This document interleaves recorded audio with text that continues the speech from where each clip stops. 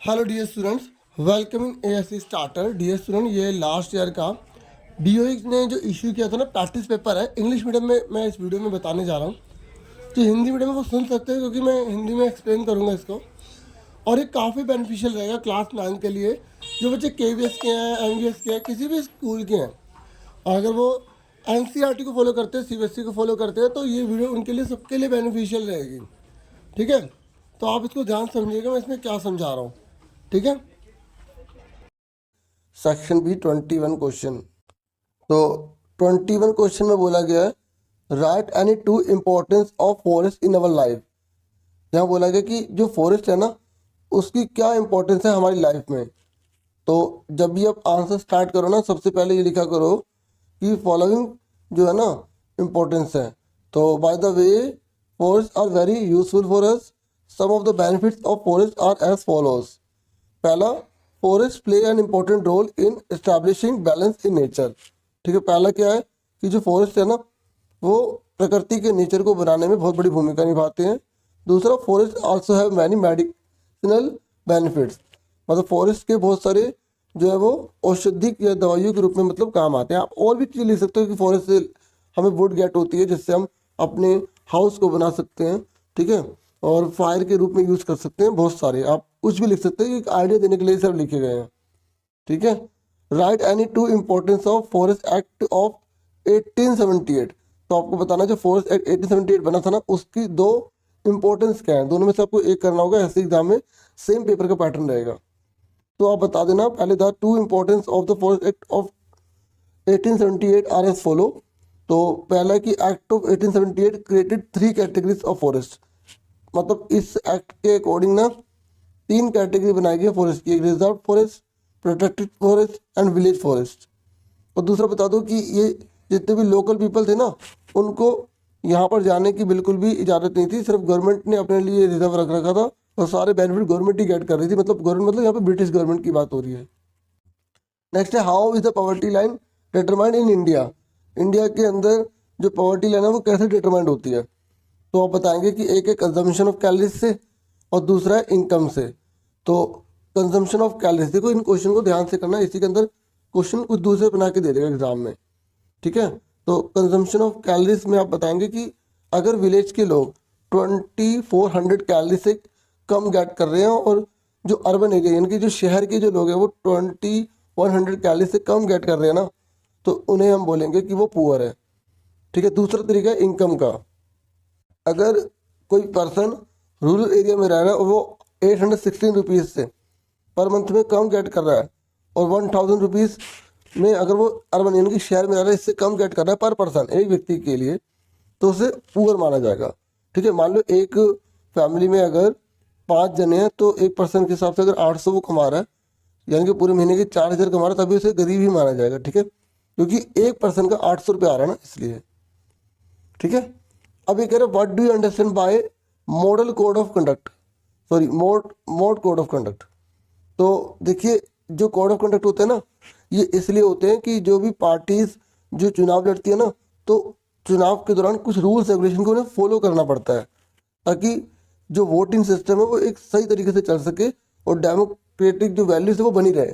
तो आप सिंपल बताएंगे कि जो भी रूल्स पॉलिटिकल पार्टी, जब इलेक्शन चल रहे होते हैं ना, कैंपेन चल रहा होता है, तो उसको फॉलो करती है, उसी को ही कोड ऑफ कंडक्ट कहा जाता है।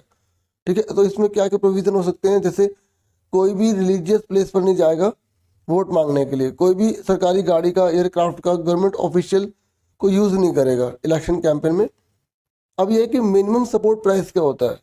तो आप बताएंगे कि मिनिमम सपोर्ट प्राइस वो रेट होता है जिस पर जो गवर्नमेंट है ना, वो फार्मर से फसल को खरीदती है। और अब ये जो मिनिमम सपोर्ट प्राइस है ना, ये लगभग कॉस्ट का, जितने उनको कॉस्ट पड़ती है उसका 1.5 टाइम्स होता है। मतलब मान लो 4 रुपये लगे हैं, तो पता है मिनिमम सपोर्ट प्राइस कितना होगा, 3/2 से मल्टीप्लाई कर दो, तो 6 रुपये का, और बाहर से का लगभग 6 रुपये में उसे खरीद लेगी। अगर बाहर बिक रहा है तो अलग बात है। अब आ जाइए 25 क्वेश्चन पर। तो यहाँ पर बोला गया why did the colonial government want to convert pastoral land into agricultural land. पता है ये क्या होता है। देखो, पास्टरल लैंड का मतलब होता है जो चरवाहे होते हैं ना, जहाँ पर पशुओं को चराया जाता है। तो ब्रिटिश गवर्नमेंट क्या कर रही थी कि इनसे जमीन लेकर उसे एग्रीकल्चरल लैंड में बदल रही थी। तो क्वेश्चन है क्यों बदल रही थी? क्योंकि वो मेन अर्निंग करना चाहती थी, उस पर टैक्स अप्लाई करना चाहती थी, ठीक है, और बड़े से बड़े एरिया पर अपना कंट्रोल करना चाहती थी, उस पर वो क्रॉप्स उगाना चाहती थी जिसकी इंग्लैंड में डिमांड है और अपने देश की वो जरूरतों को पूरा कर सके, ठीक है। अब एक बार पढ़ देता हूँ। The colonial governments wanted to convert pastoral lands into agricultural lands for the following reasons, ठीक है, ये क्वेश्चन में से हो गया। फिर पहला, the income of the government could have increase further by increasing the area under cultivation, ठीक है, अगर कल्टीवेशन का एरिया बढ़ जाएगा तो गवर्नमेंट की इनकम भी बढ़ जाएगी इसलिए। दूसरा, the government also wanted to promote agriculture, और जो गवर्नमेंट है ना वो ये भी चाहती थी कि एग्रीकल्चर को प्रमोट करना, so that the production of jute, cotton, wheat etcetera could be increase, ताकि इनका प्रोडक्शन जो है ना बढ़ जाए और इंग्लैंड की जो डिमांड है वो पूरी हो जाए, ठीक है। अब तीसरा है, the British officials believe that no profit could be made from the vacant land, और पता है वो उसको वेस्ट लैंड मानते थे, कहते थे खाली जमीन है इसका कोई फायदा ही नहीं है। So the British government wanted to convert the pastoral lands into agricultural land, ठीक है। उसके बाद नेक्स्ट है, how did the forest laws affect the life of nomadic pastoralist, ये जो जंगल के कानून बने थे तो इससे जो वहाँ के जो लोग थे, जो चरवाहे थे ना, उन पर इसका क्या इफेक्ट पड़ा? तो आप बता दो कि forest laws affected the life of nomadic pastoralist in the following ways, निम्नलिखित कारणों से इन पर प्रभाव पड़ा। पहला, after the forest act pastoralist were barred from entering the forest, देखो पहला ये प्रभाव पड़ा कि उनको जंगलों में जाने से मना कर दिया। Which were earlier a source of valuable fodder for cattle, और जो जानवरों के लिए जो खाना हुआ करता था ना वो उनको मिलना बंद हो गया। दूसरा, after the forest laws the herdsman had to take a permit to go to the forest, और ये जो झुंड जिनके पास होते थे ना जानवर के, इनको परमिट लेना पड़ता था, ठीक है। इट वॉज फॉरबिडन, उनको मना कर दिया to go to the forest, और जंगल में जाने के बिना परमिट के, तो मतलब परमिट लेना पड़ता था, वो भी बहुत बड़ी दिक्कत थी। After the forest law the herders had to go to the forest on the base of a pre fix date, और उनको एक प्री फिक्स डेट के बेस पर जाना पड़ता था, and could stay in the forest for less time than before, और पहले से के मुकाबले ना वहाँ पर बहुत कम समय बिता पाते थे। अगर जो जाते भी थे ना उन्हें उतना टाइम नहीं दिया जाता था जितना उन्हें अपने जानवर को खिलाने के लिए चाहिए होता था, ठीक है। फिर नेक्स्ट है, explain the cause of migration, ये कह रहे जो माइग्रेशन है इसके क्या कारण है। माइग्रेशन का मतलब होता है जब कोई व्यक्ति किसी एक जगह को छोड़कर दूसरी जगह चला जाता है। तो आप बताएंगे the settlement of people from one place to another is called migration, ठीक है। The settlement of people from one place to another is called migration. Many reason are responsible for this, इसके बहुत सारे रीजन है, ठीक है। तो some of which are follows, कुछ इस प्रकार है, जैसे many people migrate from one place to another in search of employment, देखो लोग एक जगह से दूसरी जगह क्यों जाते हैं, कुछ लोग एम्प्लॉयमेंट के लिए जाते हैं। मेन याद रख लो कि क्यों लोग एक जगह से दूसरी जगह जाते हैं। पहला एम्प्लॉयमेंट के लिए, दूसरा बेटर एजुकेशन के लिए, ठीक है, और तीसरा वहाँ पर जो पॉवर्टी और अनएम्प्लॉयमेंट है ना उस ट्रबल से दूर भागने के लिए या उस ट्रबल से बाहर निकलने के लिए, ठीक है। Many people migrate from one place to another in search of employment, पहला हो गया। दूसरा, many people migrate from one place to another for better education and health service also, ठीक है, तीसरा हो गया, दूसरा हो गया। Many people migrate from rural areas to urban areas despite being troubled by the poverty and unemployment, ये तीसरा हो गया। अभी कह रहा है एनालाइज करो राइट टू इक्वलिटी, ठीक है। आप बता देना कि ये जो राइट टू इक्वलिटी है ना ये आर्टिकल 14 से 18 तक इंडिया के कॉन्स्टिट्यूशन में दिया गया है, ठीक है। और ये जो राइट टू हम इक्वलिटी की बात कर रहे हैं, ये जो प्रोविजन है ना इससे ये हुआ है कि सोशल इक्वलिटी, लीगल इक्वलिटी और इक्वलिटी इन पब्लिक सर्विस और जो अनटचेबिलिटी होती थी ना वो सब खत्म कर दी गई है और ये सब दे दी गई है। क्या क्या मिल गया, सोशल इक्वलिटी मिल गई है, लीगल इक्वलिटी मिल गई है और इक्वलिटी इन पब्लिक सर्विस मिल गया है, ठीक है। सबको समाज सेवा सबको मिलेंगी। और right to equality is the very important, ये बहुत इंपॉर्टेंट है। क्यों? क्योंकि फंडामेंटल राइट भी है, ठीक है। मतलब अगर आपको ये नहीं मिलता तो आप कोर्ट में भी जा सकते हैं। और इसका मेन यही है कि कोई भी कास्ट, कोई भी रिलीजन, कोई भी लैंग्वेज, कोई भी जेंडर या प्लेस ऑफ बर्थ के आधार पर किसी के साथ कोई भी डिस्क्रिमिनेशन नहीं होगा, सब इक्वली ट्रीटेड किए जाएंगे, ठीक है। तो ये देखिए 28 क्वेश्चन करते हैं। Why is food security necessary for any country? देखिए मैं आंसर पढ़ता हूँ। Food security is a very important process for any country, ठीक है। फूड सिक्योरिटी किसी भी कंट्री के लिए बहुत ज़्यादा इंपॉर्टेंट है और हम निम्नलिखित आर्गूमेंट दे सकते हैं। पहला, फूड ग्रेन जो होते हैं ना उसे हम सेफ रख पाएंगे फूड सिक्योरिटी की वजह से। दूसरा है कि फूड सिक्योरिटी है जिसकी वजह से जहाँ पर किसी जगह पर शॉर्टेज पड़ जाएगी ना फूड की, तो वो वहाँ पर उसको प्रोवाइड कर पाएगी। और तीसरा है कि केवल फूड सिक्योरिटी है जिसकी वजह से गवर्नमेंट जो है ना पुअर पीपल को मिनिमम प्राइस पर फ्री या फ्री ऑफ कॉस्ट जो है वो अनाज प्रोवाइड कर रही है। ठीक है, 29 पर आ जाओ कि why do you think Indian judiciary is independent. ठीक है, आप क्यों सोचते हो कि इंडियन जो जुडिशरी है ना वो इंडिपेंडेंट है। तो आप बताओगे Indian judiciary is an independent judiciary for which we can give the following arguments.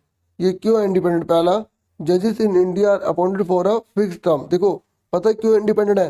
क्योंकि जजेस जो है वो फिक्स टर्म के लिए यहाँ पे अपॉइंट होते हैं। इसका मतलब ये है कि कोई भी उनको टाइम से पहले नहीं निकाल सकता। ठीक है, और अगर अगर उनको हटाना भी है तो बहुत ही मुश्किल प्रोसेस होता है, इसलिए वो इंडिपेंडेंट है। दूसरा दूसरा कि जो जज है ना, जज अगर वो किसी भी डिसीजन को लेते हैं तो पार्लियामेंट या कोई और उस पर क्वेश्चन मार्क नहीं लगा सकता। ठीक है, फिर judiciary in India is also consider और इंडिपेंडेंट। पता है कि भारत की जुडिशरी को इंडिपेंडेंट क्यों बोला जाता है? क्योंकि इनकी जो सैलरी है ना जितने जजेस की, वो consolidated fund of a country के जो कॉन्सोलिडेटेड फंड है वहाँ से आता है, और no deduction can be made in them, और उसमें किसी प्रकार की कोई कमी नहीं की जा सकती। अब सेक्शन डी है। ठीक है, इसका क्वेश्चन ये है कि जो प्रेसिडेंट है ना, प्रेसिडेंट इंडिया के, उनकी क्या पावर्स है? तो आप बताएंगे the president of India is the first citizen of the country. जो प्रेसिडेंट होता है वो इंडिया में पहला व्यक्ति माना जाता है, और जितने भी सब एडमिनिस्ट्रेटिव वर्क होते हैं ना कंट्री के, वो सारे प्रेसिडेंट के नाम पर ही कंडक्ट किए जाते हैं। ठीक है, we can understand and various powers of president of India in this way. और हम जो हमारा प्रेसिडेंट है उनकी बहुत सारी शक्तियों को और बता सकते हैं। मैं आपको बताता हूँ कौन सी शक्तियाँ हैं। देखिए, जो प्रेसिडेंट है ना इंडिया के, वो पहले सिटीजन होते हैं कंट्री के, और कमांडर इन चीफ होते हैं तीनों आर्मी के। तीनों आर्मी के कमांडर इन चीफ कौन है? हमारे प्रेसिडेंट। ठीक है, दूसरा, जो भी बिल पार्लियामेंट में आता है उस पर प्रेसिडेंट के सिग्नेचर की जरूरत पड़ती है। जब तक प्रेसिडेंट उस पर साइन नहीं करेंगे तब तक वो बिल लॉ नहीं बन सकता।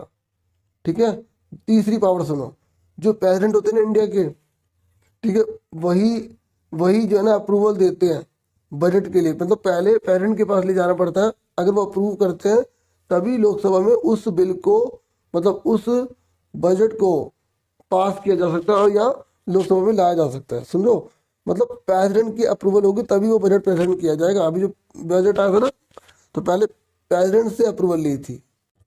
जैसे प्रेसिडेंट जो है ना, president also as an important power, उनके पास और बहुत ज़्यादा इम्पोर्टेंट पावर है, क्योंकि वो जितने भी लोग जिनको सज़ा मिली है ना, उनकी सज़ा को माफ़ भी कर सकते हैं या उनकी पनिशमेंट कम भी कर सकते हैं। ठीक है, तो मतलब जो भी जेल में वगैरह बंद है या जिनको किसी ना किसी कारण से सज़ा मिली है, तो उनकी सज़ा को माफ़ भी कर सकते हैं प्रेसिडेंट।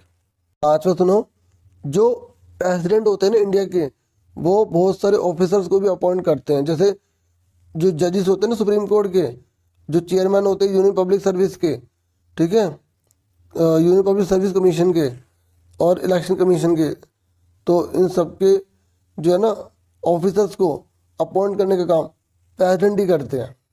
ठीक है, अब छठा सुनो, प्रेसिडेंट ही है इंडिया के अंदर जो पूरे देश में इमरजेंसी पावर को यूज़ कर सकते हैं। अगर देश के अंदर आर्म्ड रिबेलियन हो जाता है या फाइनेंशियल क्राइसिस हो जाता है, ठीक है, या एबनॉर्मल सिचुएशन आ जाती है, तो प्रेसिडेंट के पास सारे लोगों की पावर आ जाती है और वो जो है अपने आप डिसीजन ले सकते हैं। सबके राइट, जो फंडामेंटल राइट है ना, उसको जो है ना रोक सकते हैं।